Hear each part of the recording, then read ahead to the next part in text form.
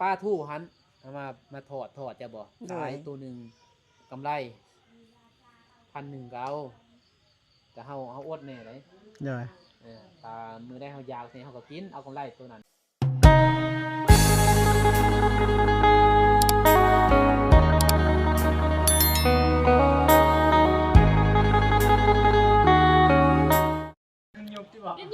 โอ้พี่น้องเอ้ยยุบเบิ่งน้ำหนักเซานิดพี่น้องเอ้ย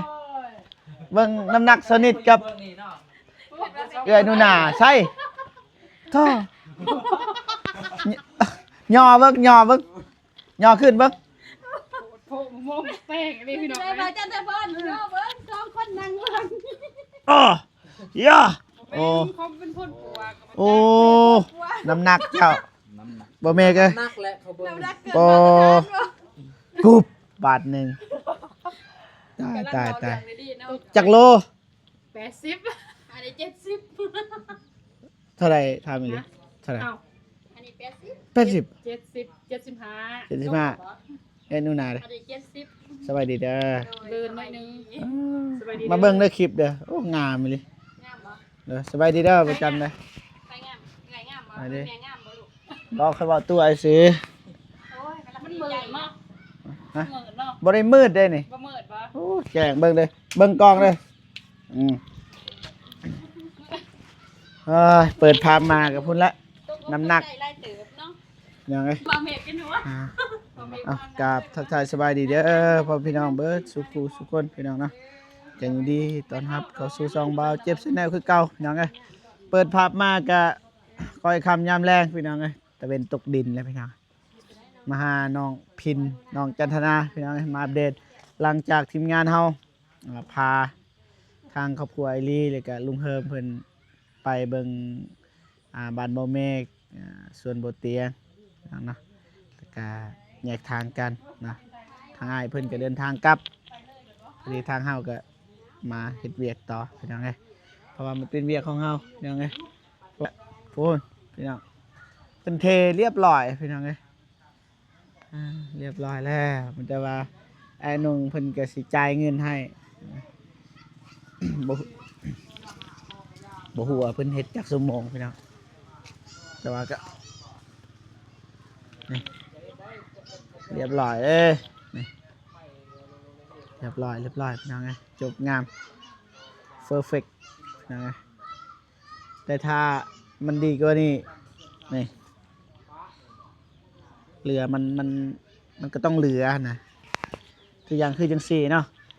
อันนี้ฟ้าพี่น้องไงอันนี้ฟ้า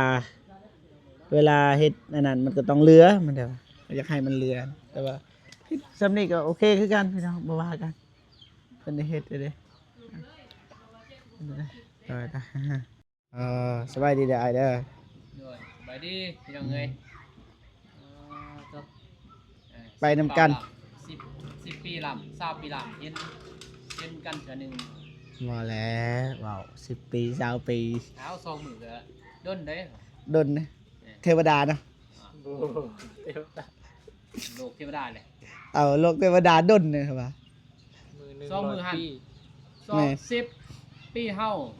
แม่น100ปีเฮามื้อนึงเพิ่นแม่นหั่นแหละยังว่าดนเด้ก็ดน100ปีเพิ่นเด้อไผหั่นชั่วโมงนึงต่อ4ปีนี่ดิ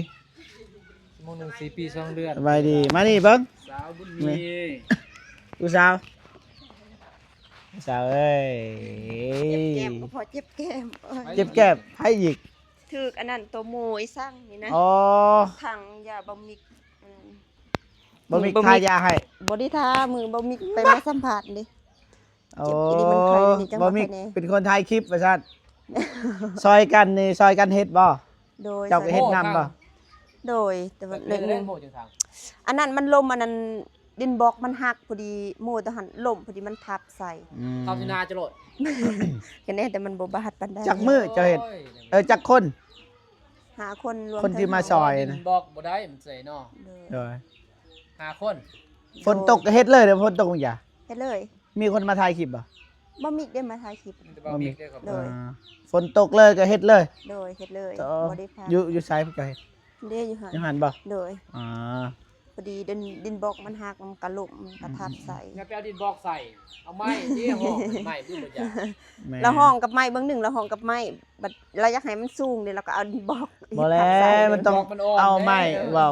ไปเอาดินบอกนั่นนี่แหละผู้ใหญ่บ่อยู่ ย่านจะเล็กน้อยเลยบัดเล็กน้อย มันทบทับใส่เด็กน้อยเฮ็ดแนวใด ก็ จักโลลง บ่มีเด็ก กัน น้อ ดี ย กว่าแก่ มีแต่เฮาผู้ใหญ่อยู่ บัดเจ้าเด้บ่หนักบ่ เวลาเนี่ยคุณตี้น ไข่บ่มี นาไข่เนาะเนี่ยคือว่าถือกำปั้นผู้สาวบ่าว ต้นเด้คิดว่าผู้บ่าวหอมแก้มหั่นดอก เจ็บแห่งเวลาหัวเจ็บเดี๋ยวนี้แต่ว่าฟื้นหัว บ่ดูดจนซ้ำหยอกเด้อ โดย อย่าให้เด้ ไหม มียังเห็นโทรมา น้องบ่ได้โทรยันพวกลูก อ๋อ โดยเพราะว่าน้องบ่ได้ลินโทรศัพท์ช่วงฝนตก คิดว่ามีเวียกมีงานน่ะดอกโทรมา โดย ไม่แต่เฝ้าอะไรนี่มาให้มามันเข้า ย่ามเด้ ย่ามเด้ นี่น้องยังนี่น้อยหั่น อ่า คนนี้แล้วเจ้าอยู่พ้น โดย น้องยังน้องโพยบ่ น้องทอย น้องพลอยนี่จัดหน้าอยู่ โดย เมื่อคืนสอบแจ้ง แล้วเบิดได้บ่ซ้ำนี่พอบ่พอใจแล้วบ่ พอใจแล้ว แต่ว่ายังให้กองเงินอีก ไอ้อนงก็ยอมแล้วไปซอยคนอื่นซะ อันนู้นว่ากับตัวนี้ เอ ก็ อ แท็กซี่ว่าเนี่ย ขึ้นกับผู้ใหญ่เนาะ อ่า เฮาก็ ผู้ใหญ่สั่งก็บ่ได้เฮาเป็นสะพานบุญเนาะ เงินเฮา เออ เพิ่นว่าให้ไปเอาไปก็เฮาก็เป็นสะพานบุญให้นะ อ๋อ ตามใจเพิ่นนะ เพิ่นบอกให้เฮ็ดห้องให้เฮ็ดแนวใดซื้อตู้ยอกตู้เย็นอีกมีแล้ว มีเด้ครบ บอกว่า ซื้ออันนี้นะต้นห่อนน่ะไอ้หยังล่ะแส่มันห่อนมันสุกกันนะไอ้หยังเหรอ อ๋อเซ็ตเนี่ย แมน โต เอาซีนเข้ากับสุกกันนะ เว็บ แบบไมโครเวฟ ไมโครเวฟ อ่า คือเว็บไมโครเวฟ ฉะนั้นก็จากนี้เจทั้งนั้น ดีบ่ดีคันเด้อสิบอกให้เด้อนับแต่นี้ต่อไป ที่ไปต้งบ่ นับแต่นี้ต่อไปเด้อฟังเด้อ โดย เฮาสิวางแผนให้อนาคตต่อหน้าเด้อฟังชัดเจนเขื่อนก็มีแม่นแต่ว่า โดย อีกอย่างก็มีแต่หาเงินแล้วก็ซื้อข้าวส่วนที่เหลือเฮ็ดห่านเนี่ยหั่นเปิดห่านเฮาสิเฮ็ดเวียกบ่หนักบัดนี้ เวลาเจ้าไปเจ้าก็บอกให้ลูกเจ้าเฝ้า โดย ห่านเลยเนาะ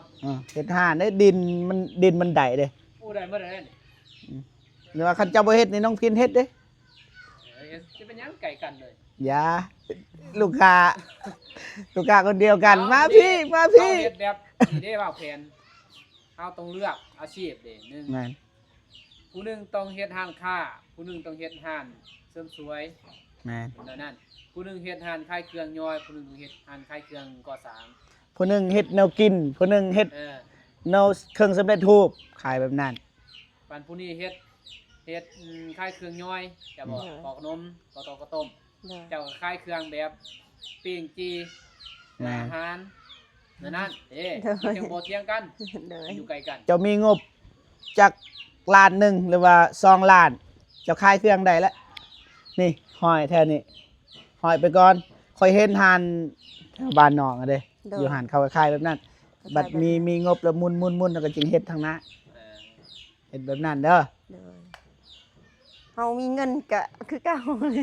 อ้าว เฮามีทาง บัด สุด มีเงินบัดมีเงิน เลย สมมุติ โอ้โดย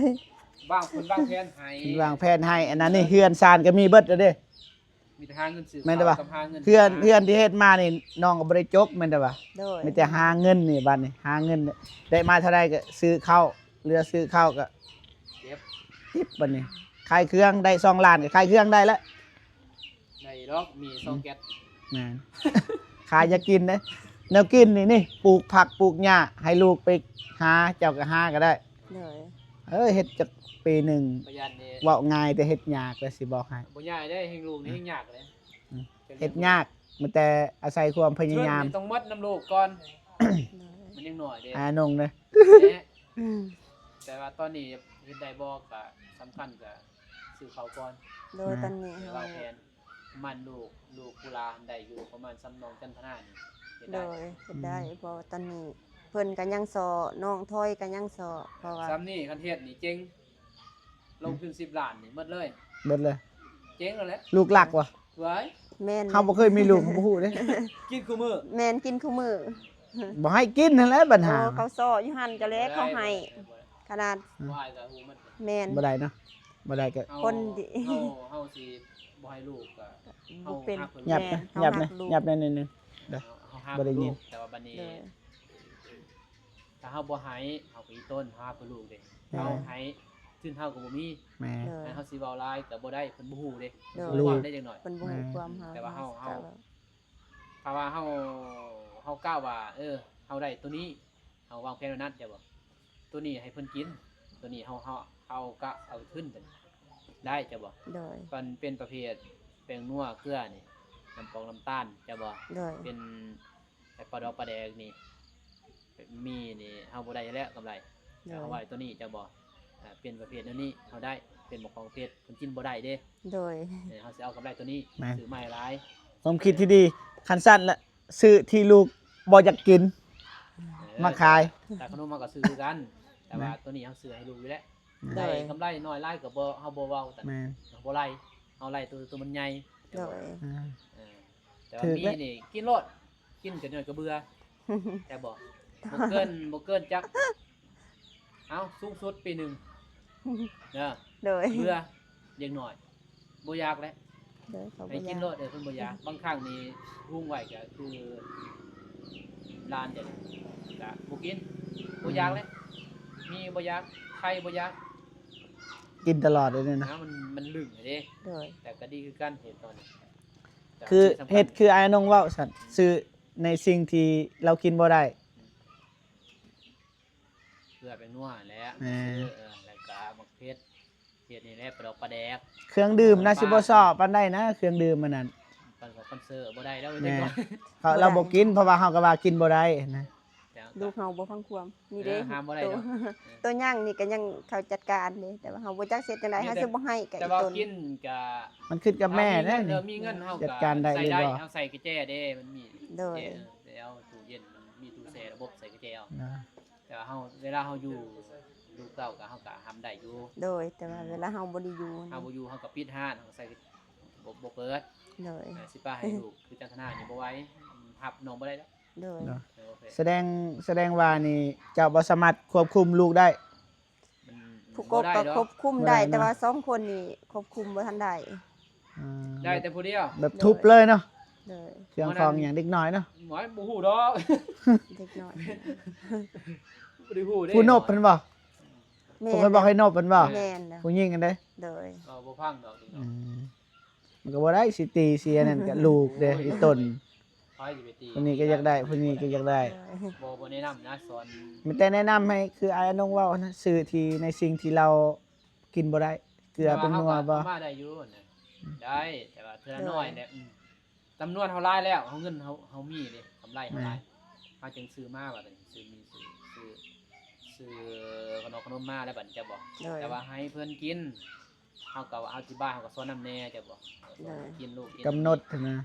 จำนี้เด้อ โดย ตอนหน้าไปถ้าเฮาจะกินเบิ่นนี่จะสิเอาตัวใดอยู่กินเฮาก็สอนแต่ถึงนอนมันก็ลืมเพิ่นก็บ่ยากแต่ว่าน้องดูว่าน้องก็กินคือกันเด้เนาะตื่นมาเพิ่นก็ไปกินเฮาห้ามบ่ได้แหละอยากกินเพิ่นอยากไปเพิ่นก็ไปจับเอากินกำไรอยู่หั่นแหละพอเฮาเลี้ยงเฮาหาเงินเพื่อไผ โดย หาเงินเพื่อลูกอันนี้แบบเพื่อเฮาเอง โดย สิ่งสำคัญก็ดีกว่าไปซื้อหาอื่นคือหัน นั่นเฮาเอง เอ เนาะ อ แม่นดีกว่าหั่นแหละจึงว่ามันจึงเฮ็ดเวียกบ่หนักกันนะ มันก็ถอยลงมันแต่ว่า จากการที่เจ้าไปสมซาสิได้เงิน1,000ก็มาซื้อให้ลูกกันนะมันมีของเฮาก็โอเคขอแต่ว่าเฮาซ้ำเฮาซื้อเข้าวได้ก็พอเฮาบ่ได้วางรวยนะถ้าวางรวยมันบ่ได้ มีอาชีพเฮานะ อ่าอาชีพเสริมมาซั่น เก็บแนะนำก็ดีแล้ว โดย เก็บนั่นก็ดีเด้อ โดยก็ดี แต่ว่าหาเงินมาได้ซื้อข้าวขึ้นน้องเพิ่นซื้อข้าวบ่ได้เนาะ โดย ประมาณปีหนึงเนี่ยเอา30สอบพอกินจ้ะพอยังน้อย พอกินโดย เฉพาะครอบครัวเจ้าได้ โดย 30นี่พอแม่นบ่ แม่น 30ก็บ่แพงเนาะ อ่า ตัวหนึงก็เท่าไหร่ตัวหนึงก็5ล้านเนาะ6ล้าน แม่ เมื่อปี6ล้านคุณกินจ้ะ กลุ่ กุ้ ม มกิน กลุ่มพอดีเข้านี่กลุ่มแล้วนะ และ คันเจ้าขายเครื่องจะได้มาเจ้าหมุนเงินได้นะมันก็โอเค โอ้ลงทุนซ้ำ30 ล้านนี่ได้ ขายเครื่องหน่อยก่อน บ่ได้มันแพงไหนอายลงนี่20 ล้านนี่บ่เฮ็ บ่ ดหยัง บ่ตัวไอซื้อนี่แม่นเพราะว่าเราบ่ทันมีหานคือแถวบ้านกันดอนเขามาขายนะเอาซื้อแบบมาตั้งแบบนี้นะถ้ามีคนซื้อก็ซื้อ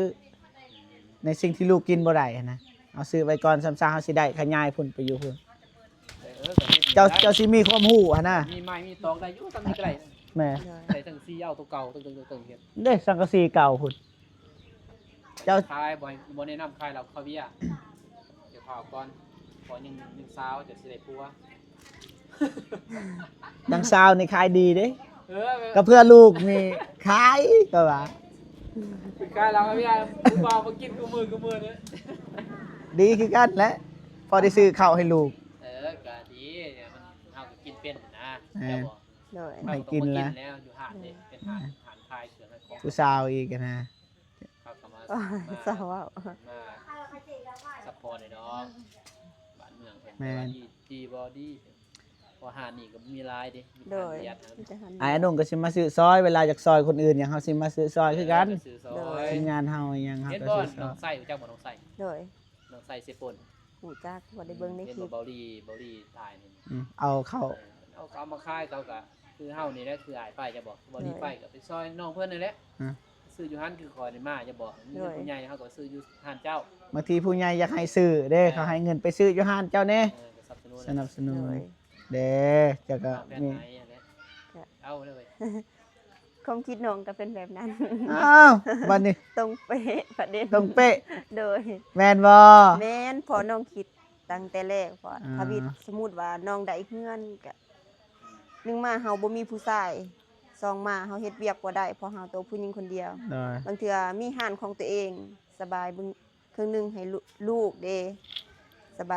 ายลูกบางเทื่อลูกเฮาบ่มีอนาคตก็พอได้ขายเครื่องคือแม่ แม่น โดย ขายปูขายปลาขายโอ้เซาปิเนาะขาย แม่น กินสุก ขายปลายหยังลูกบ่เอาแน่นอน โดย ปลาย ปูขายปลาอย่างนี้ก็ได้อาชีพมาแล้วแต่ว่าเฮาเลี้ยงบ่ได้ดอกของ โด ปาย กเนาะ แม่น แต่เฮา เลี้ยงบ่ได้ ให้ตัวเองนี่เลี้ยงตัวเองให้มันกลุ่มก้อนนั่นแหละ โดย บาปมันก็บาปอยู่แล้วเอา โดยแม่ แม่ น แต่ว่า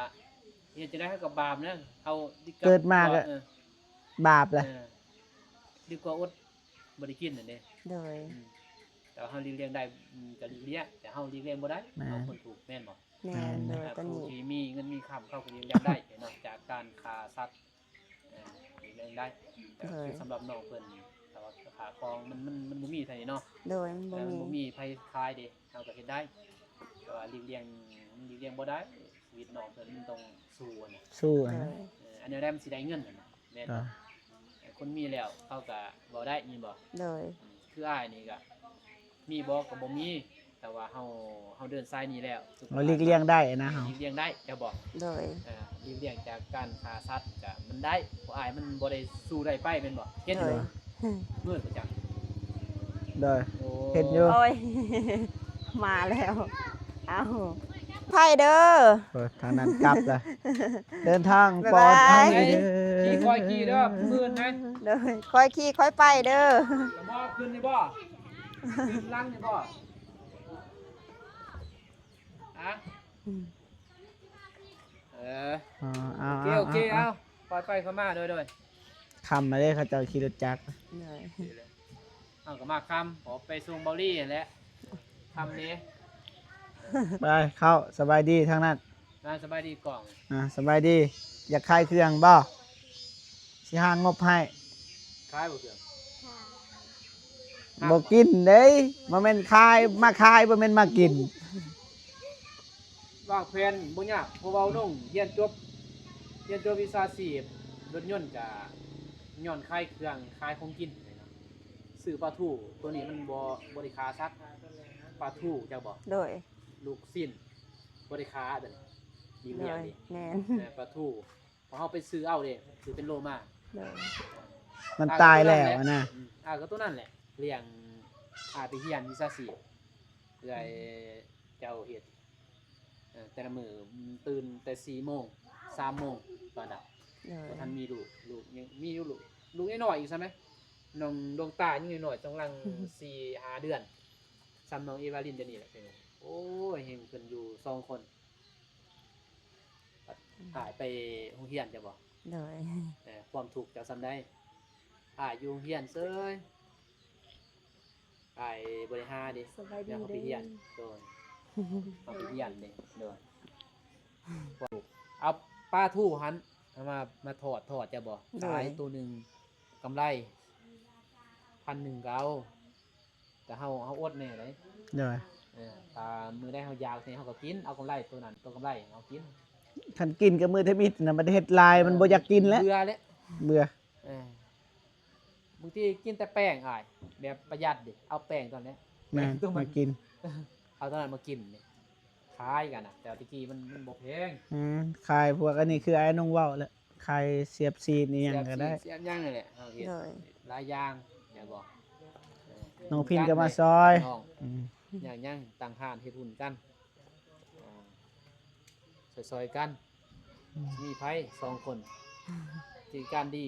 ตีกันบ่ได้เด้เห็นบ่แบ่งเงินต้องแบ่งให้ถึกบัดเนาะผู้ใดลงทุนผู้นั้นสิได้หลายจะบอก โดย ผู้ใดบ่ลงทุนมาซอยก็สิแบ่งให้ บ่ได้แล้วไอ้น้องขายเครื่องนำกันบ่ได้ ญาติเนาะ ย่านผิดเกี่ยวกับเงินมีแต่ว่าคันอยากเฮ็ดห้านก็เฮ็ด เออ แต่ว่าบ่ให้ขายคือกันนิดนึงก็บ่เป็นหยังนะ เอ ก็บ่เป็นหยังน่ะ อยู่ในตลาดนั่นเด้ อืม ก็ขายคือกันหมดนั่นแหละ อืม แข่งกันบ่แข่งได้เว้ยแต่ว่าบ่ต้องเว้านะผู้ใดสิเข้าใช้กับเขาแต่ไปตามใจลูกค้า โดย อืมแต่ มันขึ้นกับผู้บริการนะ อัน นะ นี้ก็มักเสริมสวยอันนี้ แต่งหน้าแต่งตาไปเยี่ยนเสริมสวย ไปส่งอยู่บนหมู่เบาเจ็บ ไป เฮาเสริมสวยนี่หาที่ไปตัดผม อ๋อ เป็นเพิ่นอยู่หั่นเป็นบ่ เดี๋ยวได้แท็กซี่เอาตัวใดเป็นบ่เสริมสวยเป็นจังไดอีก มัน แต่มัน ง่าย มักเสริมสวย ง่ายเสริมสวยง่าย ง่ายหาเงิน ไปพึกได้เงินเลย อ่า แต่อย่างเฮาไปอยู่ห้านเขาเฮาก็ได้เงินบัดเฮาออกเฮาก็เป็นเลย จะก็เป็น จะไปหันจะซอยเขาสะออกสะหัว ตัดของตัดผมเนาะ ตัดผม ตัดดอก นี่ ตัดเล็บแย่ขี้หอกขี้หูแย่ ขี้หูนี่บ่ได้แล้วบ่ได้ เห็นไหม มันต้องฝึกหลาย โอ้หันแล้ว ไม่แต่ว่าตัดเล็บทาสีเล็บเป็นหยังเฮ็ดเล็บต่างๆหูนี่บ่แนะนำเพราะว่ามันเสี่ยงครับ โดยนึงมาเราเป็นเด็กหน่อย บ่แม่นแล้วบัดใหญ่พุ่นแล้วเว้ยกูว่าตอนน้อย คิดว่าเด็กน้อย แล้ว เดี๋ยวนี้ ต้องไปเฮียนนะ นะ โดย คันไปเรียนได้อยู่ เฮาต้องเป็นหมดเขามาจะแย่ขี้หูแน่เดี๋ยวบ่เป็นเขาก็บ่จะเขาลูกค้าเฮาต้องตอบโจทย์หมด นะ ต้องไปพึกแกบอกเขาต้องยอมรับได้บุคีเดียดแกบอกสาวหัวคนเฒ่าคนแก่คนขี้ลายก็ยาแกบอกสีขี้ลายขี้งามมบุติลูกค้าย อมสีผมอิหยังต่าง ผมสาวหัวนี่ว่าแล้ว อ่า วิธีมีเฮาเต็มหัว เด้ หมดเนาะ ๆทั้งนี้ก็ขายเครื่องกินหานทั้งนี้ก็แหน่เสริมสวยครบสุด นั่นเลย เบิด ใส่น้องจันทนา แม่นบ่รวยแต่ก็มีเงินใช้ ก็พอกินพออ เฮา ยู่ ก็บ่หนักนะบ่ได้ไปตากแดดตากฝน พออยู่พอกินบ่วังว่ารวยเพียงเฮาตลอดสู่เขากินพ่อบ่ได้ดิ้นรนไปหารับจ้างหมู่ไปอยู่ทางนอกทางใกล้แม่นบ่ เดี๋ยว ไปเที่ยวเก่าประเทศไทยก็ยังไปอยู่ แต่เฮาก็เสี่ยง โดย เพราะเฮามีหมู่มีครูจะบอกอยู่หาเงินเท่านี้เฮาก็ไปบ่ได้แม่นบ่ เดี๋ยว เฮาไปจังนี้มึงจะบ่มีพี่น้องแม่นบ่น้องพี่เออ น้องพินนี่บ่มั่นใจแต่ว่าเอื้อยน้องพินนี่เฮามั่นใจแล้วเพราะว่าเรามีลูกถ้าเราเอาผัวก็ต้องอยู่นี้แม่นเราบ่สามารถไปอยู่เฮือนผัวแล้วเพราะว่าลูกเรามีเด้แต่ว่าน้องพินนี่เฮาบ่ทันฮู้นี่ว่าบ่ได้ไปอยู่นำผัวก็มีแต่ว่าอยู่นี่ มันแล้วแต่น้องเพิ่นก็แม่นบ่ แม่น เจ้าเอาผัวไปก็เจ้าก็ต้องถ้าผัวยังมาอยู่นำเจ้าก็จะเป็น นะ แม่นบ่ถ้าผัวแต่งจะเมื่อเจ้าก็ต้องให้เมื่อ คนที่เฮาฮักเนาะ เรือนชาบันซองก็เป็นของเจ้าอยู่แต่ว่าบัดเจ้ามาคนแรกจึงเป็นของเจ้า ถ้าเจ้านี้เจ้าก็บ่ทันได้เป็น แม่น เจ้าบอกเจ้าแต่กรรมสิทธิ์ก็ให้น้องเพี้ยนฮะเป็นผู้ว่า แม่น นี่ นอกจากเรามอบให้นะ เขาบอกให้แม่ถ้าข่อยมากก็เป็นของเขาคือเขา แล้วก็หมอแม่บ่เป็นหยังใช่บ่ โดย แต่ว่าจะมากันมากับผัวจะก็ต้องอยู่เลี้ยงผัวเลี้ยงผัวเลี้ยงแม่อยู่แล้วผัวก็ต้องเลี้ยงแม่เนาะ เด้อ ตรงนั้นถ้าไปอยู่กับผัวแล้วก็ผัวปะก็มาอยู่ได้นั่นแหละสบายแต่เพิ่นนี่คือกันสมมุติจันทนาใหญ่แม่นบ่เป็นสาวเนาะเจ้าก็ต้องบ่ไล่แม่นี้เด้คันแม่บ่ทันได้ผัวจะบ่ไปไล่แม่บ่ได้เด้อเว้ยผัวว่าไล่แม่ไล่นี่บ่ได้เด้ แต่แม่นี่ก็ดีแท้เฮาก็ดีใจเฮาก็บ่ให้เอาหรอกเนาะมันก็แล้วแต่เฮาห้ามบังคับเขาบ่ได้ดอกความมักความหักแม่นบ่ คันแบบพัวแบบผู้อันน่ะพัวแบบหักครอบครัวนี่เอาก็แฮงดี ยังดีใจ เฮาก็สิดีใจนํ อย่าแต่พวก ไปเจอโอ้สูบมันนี่อันนั้นบ่ไหวขี้รักมักโจกตีเมีย เตรียมไม้แลนตีบ่ค่อยกับปัวตาบ่มาไกลเลยแม่นบ่ตีลูกกับปากเบี้ยวก็บ่ได้ จันทนาก็งามอยู่บัดแควนี่หายเบิดโอเคมันจะจังสั่นเด้อ โดย ลองเบิ่ง หาขึ้นนี่แหละ หาเงินหาค่ำไปทำงาน ทุกก่อนปีหนึ่งได้เฮ็ดทานได้ ได้ จะสู้มาว่าบ่ได้นี่แอนงซอย10 20,000เด้อไปคนละเล็กคนละน้อย ได้ดอกไปอันเฮาตั้งใจคันเฮาขี้ขลาดอยู่ไสก็บ่รวย โดย บ่รวยคนขี้ขาด ถ้าคนดุอยู่ไสก็รวยเนาะ อยู่เฮือนก็รวยคนดุ มันบ่ได้มี มันอยู่เขตนี้ก็รวย มันได้ว่าดอกบ้านข่อยบ่มีเวียกมีงานแม่นบ่ อ่า อยู่ไสคือกันหมดบ่มีดอกเจ้าบอก โดย ถ้าเฮานี่เองบ่ดิ้นรนไปหาให้มันมาหาอยู่เฮือนมันยากแม่นบ่ถ้าอยู่เฮือนก็เจ้าเก่งก็ได้ขายเครื่องออนไลน์เอาโทรศัพท์เป็นประโยชน์ก็ได้เจ้าบอกแต่ว่าเฮาก็ความสวรรค์คนเฮาเนาะ แม่ คือกัน เด้คือเอื้อยเราเฮ็ดได้อยู่มีทองในขายเครื่องออนไลน์นำเลย ไป นี่เจอเราขายเครื่องออนไลน์นำเลยก็ได้ลินโทรศัพท์ได้เด้ ขายเครื่องออนไลน์ก็รถเฮาบ่มีเฮาสิไปส่งก็ยากอยู่หั่น บ่ให้บ้านเจ้าน่ะ แต่ถ้าบ้านเฮา ก็ดอนบ่ เฮาบ่มีเด้บ่ บ้า ทั น นมี เฮาเขาก็บ่เฮาต้องจำเป็นต้องไปเอาแต่นอกนำมาขายอยู่นี่วันเฮาสิเที่ยวนี่แล้วมันบ่มี มีวิธีอยู่ ขายเครื่องออนไลน์แต่บ่แม่นเจ้าก็ต้องเลือกเจ้าบอกบ่แม่นเอาเลือกแต่มันยากเจ้าบอกเห็นว่าออนไลน์ก็ไปเลือกเอาตัว นี่เด้หมู่เฮาก็คือกันเด้หมู่เฮาก็ขายเครื่องออนไลน์แต่ว่าขายอยู่นี่แต่ว่าเพิ่นต้องไปเอาก่อนจัง แม่ เอา ไป น้ำเพิ่น อยู่จุฬาแม่นบ่ แม่น มันบ่ไกลประมาณอยู่ แม่น 3หลัก แม่น 3หลักมันบ่ได้ไกล ก็บ่ใกล้ ขี่รถเทื่อเดียวไปเนาะแต่น้ำมันรถ 10,000เนาะแล้ว ว่าบ่ได้เจ้ามีหานรถต้องมาแน่นอนรถจักรว่าความจริงซ้ำรถจักรก็ซื้อมือ2 ล้านก็ได้รถจักร โดย เอาไปเลยซะอีห่าง มีได้รถจักร2-3 ล้านไอ้มีได้ซ้ำขี่3-4หลักเสื้ออ้ายนี่ มีโอ้แต่โอ้จะให้เงิน2ล้านเก็บไว้ โดย บ่แล้วแหละ อันแรกยังว่าขายเครื่องก่อน เฮาเว้ากันเว้าได้อยู่ อายุแต่ว่ามันยากเด้อพี่น้องเด้อ แต่เฮาให้แรงบันดาลใจน้องเพิ่นได้ตอนนี้ โดย แม่ ของฟันเพิ่นนี่ไปแล้ว ไป ใกล้ แล้วไปไกลแล้วความคิดที่ดีแต่ว่าไปไกลเบิด แต่ แล้ว ในใจอยากได้แบบนั้นแหละ โดย แม่น มันบ่มีคนเฮ็ดนั่นแหละ โด คือย สิตั้งห้านเนี่ยจะต้องมีคนเฮ็ดให้ห้าน โดย เฮ็ดห้านแหละต้องเทเฮ็ดห้านบ่ใหญ่ดอกหาคุณหาจะบอก โดย ทำมันก่อนมันต้องมีดอกมีหยังแต่มีตะหมอก็ต้องลงห้านก่อนก็ได้ โดย หรือว่าขายเครื่องอยู่นี่มันบ่เห็นจะบอก โดย เอาตรงเฮ็ดห้านแล้วมันมีห้านน่ะดีห้านก่อนปุ๊บมีเงินเก็บจากนั้นปั๊บจะไปซื้อเครื่องมาใส่ล็อกนอนหันผู้หนึงเขาเด้ โดย ตื่นมาต้องบ่ขี้คร้านอย่าบอกต้องดุอันน่ะตื่นแต่ดึกกว่าหมู่บ่ให้เด้ตั้งท่านลูกก็บ่นอนคืออ้ายนี่แหละเสียคือบ่นุ่งเลยลูกค้าตื่นก่อนบ่นุ่งพอบ่นุ่งเมื่อยบ่ลุกแล้วนอนแล้วพุ่นแล้ว6 โมงจึงไปไขอย่าบอกสิเปิดแต่เช้าก็บ่กล้าไปเนาะ โดย พระเจ้านี่สิประหยัดได้เนาะ เด้อ บ้านนอกนี่ โดย บ่นุ่งนี่ในเมืองยากไปเปิดปั๊บ5 โมงยังมืดๆบ่รู้โจรมาที่ เรียบร้อยบ่สิได้เงินบ่ได้ซ้ำแม่นบ่ โดย คือเจ้านี่ได้อยู่นี่น้องเพิ่นได้ ได้ได้ เขียนนี่มันบ่มีใคร โดย มีแต่บ้านเขาเองเด้ ได้ เอาผู้หมดสำหรับบ้านบ้านนงมีหลายบ้านนี่เนาะมันก็หลายคนต่างญาติฉะนั้นแหละ โดย น้องเจตนาก็หาเงินได้อายุสำนี้นี่หาได้เด้ครู่บ่เฮ็ดกระแลมคายก็ได้เด้เลาะแถวทุ่งนายามนี้ ก็ได้นะ ซื้อขนมแล้วไปเลาะขายได้เด้ บ่นี่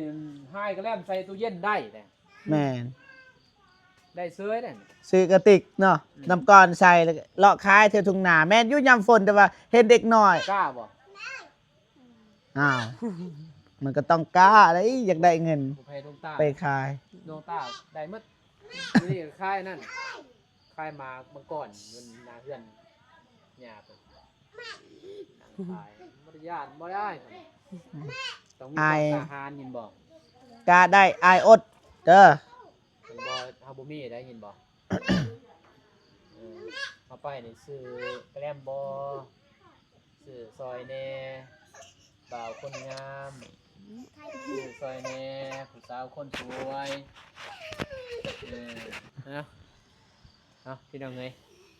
ลูกเพิ่นก็สอเลยมื้อนึงจึงซั่นและทั้งเบานุ่งกับบ่เจ็บก็เว้าไปเพื่อให้น้องเพิ่นมีกำลังใจเพิ่นเนาะถ้าผิดพลาดประการใดก็ขอโทษขออภัยเพราะว่ามันการสิตั้งห้านตั้งโรงตั้งเฮ็ดธุรกิจอันใดหนึงมันก็ต้องมีงบมีเงินเนาะก็มีความตั้งใจนั่นแหละคือคนมีเขาก็เว้าได้เนาะสำหรับคนคือน้องเพิ่นสิซื้อเขาวกินมันก็ยากแล้วเนาะแต่ว่าเฮาก็บอกแนะนำความฝันให้น้องเพิ่นให้สู้นั่นแหละถ้าเฮาซื้อเขาทำนี่ให้แบ่งให้สิได้หนึ่งทางให้น้องเพิ่นตัวใดบ่ฮู้ก็ให้ทางน้องเพิ่นสอบถามได้เนาะทางบ่าวน้องเพราะว่าน้องก็มีประสบการณ์ในการค้าขายนิดนึงเนาะเพราะว่าบ่าวน้องกับบ่เจ็บเนาะแนะนำมันบ่ถือบ่ต้องเนาะแนะนำเนื้อว่าในได้มันบ่ขาวบ่งามสำหรับการเว้ากันว่าเนาะก็ขอโทษขออภัยนำพ่อๆแม่ๆ FC หมดสู่คู่สุคนเนาะเพราะว่านี่ก็กันที่ทีมงานถ่ายก็มีกันหัวเราะน้ำแน่มีกันเบาแห้งๆนิดนึงเนาะกันนี่คือก็อยากให้น้องเพิ่นมีความส่วนว่าความฝันนั่นแหละบ่อยากให้เพิ่นอ้ายให้มีความถ้าอ้ายไปไสมาไสก็บ่ได้ยินบ่เด้อไปไสมาไสเฮาก็บ่แพ้หมู่เฮาต้องมีความตั้งใจ หมู่เฮ็ดได้เฮาเฮ็ดได้ยินบ่แต่ว่าสิเฮ็ดได้ตอนนี้บ่ก็บ่ได้เนาะต้องเฮาคอยแหละแต่ว่าย่ำๆนะทุกสิ่งทุกอย่างคือบ่น้องเป็นยูทูบเบอร์ทีมงานเนี่ยคือบ่เจ็บซังนั่นแหละเนาะทีมงานมาทุกคนการสิเป็นยูทูบเบอร์มาในปัจจุบันนี้ในเว้าแบบนี้เนาะบ่แม่นเรื่องง่ายทางบ่น้องก็กับบ่เจ็บก็ผ่านมาหลายอย่างอ้ายบ่อ้ายเนาะการเว้ากันว่าหมู่หัวควันบ่บ้านเมืองหมู่หัวควันหมู่เว้าควันบ่หมู่ก็เว้าหมู่ตอกหยอกย้ำก็บ่อึดกันที่เขาเว้าแหละแต่ว่าเฮามีความตั้งใจยินบ่เด้อยิ้มบ่เลยยิ้มเด้อเว้ยตั้งใจยินบ่เฮ็ดได้บ่บ่ฮู้ก็คอยเป็นคอยไปเด้อให้โอกาสเพิ่น ก็คอยเฮ็ดนั่นแหละให้มีความกล้าหาญตัวใดมันยากเลยเนาะเด็กน้อยนักได้สิกล้าหาญคือลูกบ่าวนุ่งก็ยอมรับแต่ว่าบ่าวนุ่งเองเห็นว่าอีต้นลูกซื่อๆแต่ว่าก็อยากให้สานพันธุ์ให้เพิ่นนั่นแหละเพิ่นมักได้ก็ให้เฮ็ดเด้อนี่คือกันก็ตั้งใจคือซั่นแหละว่าสิเฮ็ดก็เฮ็ดได้อยู่เพิ่นเนาะเรื่องแต่ว่าสำหรับคนมีสำหรับคือเพิ่นมันยากเด้ต่างหาต่างโฮงบ่แม่นเรื่องง่ายไปเสียซ้ำสิได้แต่สิ่งสำคัญถ้ามีงบมีเงินก็แนะนำเพิ่นน่ะนะถ้ามีแต่เพิ่นว่าอาชีพบางคนอยู่ตลาดก็ว่าอาชีพหลักนั่นแหละแม่นบ่ในเมืองนี้น่ะเขาก็เฮ็ดห้านเฮ็ดโฮงเป็นอาชีพหลักเลยเขาป่าห้านก็อยู่หันเด้อาชีพหลักเนาะคงที่นี่จังซั่นแหละไปมันจะว่ากลับกันเด้อบัดนี้เด้อก ลับก่อนเด้อ คำมืดแล้วโดยอยู่ดีมีแห้งนบสบายดีปลาลุงไว้สบายดีปลาลุงไป โอเคพ่อพี่น้องนะทางเบาเจ็บแล้วก็ทางไอ้อนงแล้วก็ทีมงานขออนุญาตเดินทางก่อนพี่น้องเนาะเมื่อกี้ก็เป็นการชี้ทิศเบี่ยงทางซื่อพี่น้องนะที่จริงนะบ่มีหยังง่ายๆพี่น้องยากเว้าหันง่ายแต่ว่าเฮ็ดยากพี่น้องนะแต่ว่าเฮาก็อยากให้กำลังใจน้องๆเพิ่นเนาะถ้าผิดพลาดประการใดก็ขอโทษขออภัยพี่น้องเนาะเจอกันมื้ออื่นพี่น้องเพราะว่าทางนี้ก็ค่ำมืดตื่นตาแล้วพี่น้องเนาะสบายดีเด้อ